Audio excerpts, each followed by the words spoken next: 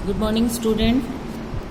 आज हम स्त्री शिक्षा के विरोधी कुतर्कों का खंडन निबंध को पढ़ेंगे। कल हमने महावीर प्रसाद द्विवेदी जी का जीवन परिचय पढ़ा था। स्त्री शिक्षा के विरोधी कुतर्कों का खंडन निबंध को पढ़ने से पहले इसके बारे में थोड़ी सी मैं आपको जानकारी दे दूं कि लेखक ने इस निबंध में स्त्री शिक्षा का विरोध करने वाले लोगों की खबर ली है और उनके द्वारा स्त्री शिक्षा के विरोध में दिए जाने वाले तर्कों का खंडन किया है। उनका मानना है कि संस्कृत के नाटकों में स्त्रियों का प्राकृत बोलना उनके अनपढ़ होने का प्रमाण नहीं है। यह तो माना जा सकता है कि संस्कृत नाटकों में स्त्री पात्र संस्कृत नहीं बोल सकती थी, लेकिन संस्कृत न बोल पाना उनके अनपढ़ होने की निशानी नहीं है। इसके साथ ही उस समय प्राकृतिक का चलन था, अतः प्राकृतिक बोलने वाली स्त्रियों को अनपढ़ नहीं कहा जा सकता।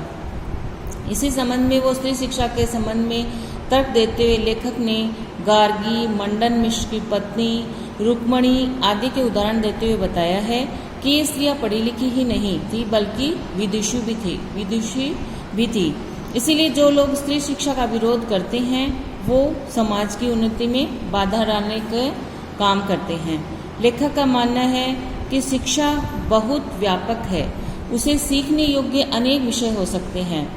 अतः लेखक ने सबसे यह निवेदन किया है कि यदि प्रचलित जो शिक्षा पद्धति है उसमें अगर कोई दोष है तो उस पर बहस होनी चाहिए और उसमें आवश्यक संशोधन होना चाहिए, किंतु उसे अनर्थकारी नहीं मानना चाहिए और न ही स्त्री शिक्षा की उपेक्षा की जानी चाहिए। ये हमारे स्त्री शिक्षा के विरोधी कुतर्कों का खंडन निबंध का सारांश है। अब हम इसको पढ़ते हैं।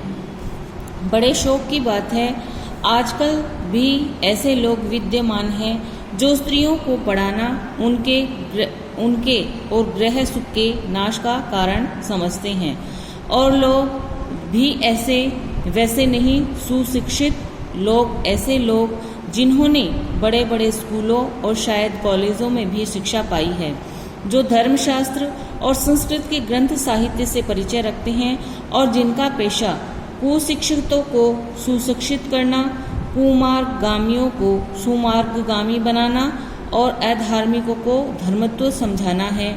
उनकी दलीलें सुन लीजिए।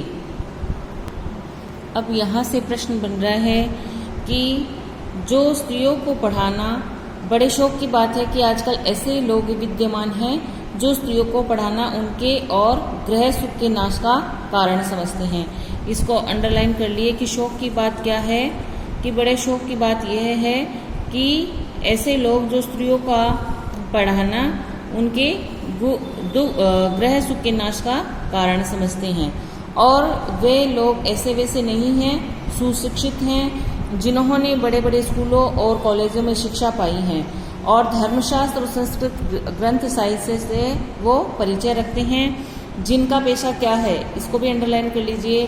कुशिक्षितों को सुशिक्षित करना, कुमार्गामियों को सुमार्गगामी बनाना और अधार्मिकों को धर्मत्व समझाना, ये इनके काम है। इसको भी यहाँ से लेके आप यहाँ तक अंडरलाइन कर लीजिए।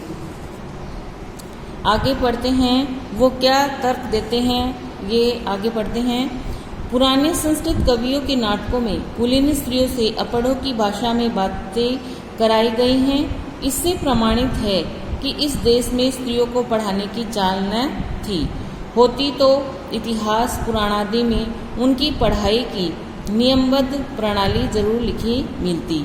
अब ये उनके क्या दलील दे रहे हैं कि पुराने संस्कृत कवियों में नाटकों में कुलीन स्त्रियों से अपटो यानी अनपढ़ों की भाषा में बात कराई जाती थी। इससे प्रमाण क्या होता है कि उस देश में उस काल में स्त्रियों को पढ़ाने का चलन नहीं था और इतिहास और पुराण में भी उनके पढ़ाने की कोई नियमबद्ध प्रणाली नहीं है। दूसरा है, स्त्रियों को पढ़ाने से अनर्थ होते हैं। शकुंतला इतना कम पढ़ी थी कि गवारों की भाषा में मुश्किल से एक छोटा सा श्लोक वह लिख सकी थी। इस पर भी उसकी इस इतनी कम शिक्षा ने भी अनर्थ कर डाला। शकुंतला ने जो कटु वाक्य दुष्यंत को कहे वह इस पढ़ाई का ही दुष्परिणाम है। अब एक ये महत्वपूर्ण बिंदु है, इसको भी आप अंडरलाइन कर लीजिए कि शकुंतला ने जो कटु वाक्य दुष्यंत को कहे वह उसकी पढ़ाई का दुष्परिणाम है। ये लोग कौन मानते हैं?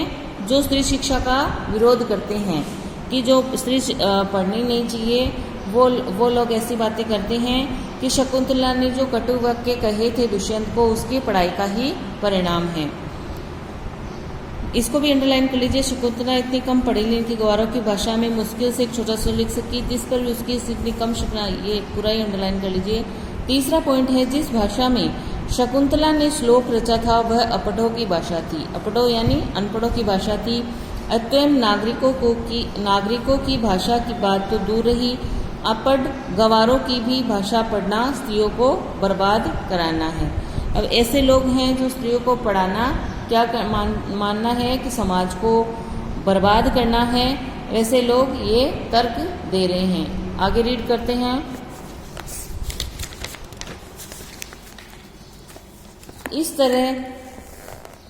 इस तरह की दलीलें का सबसे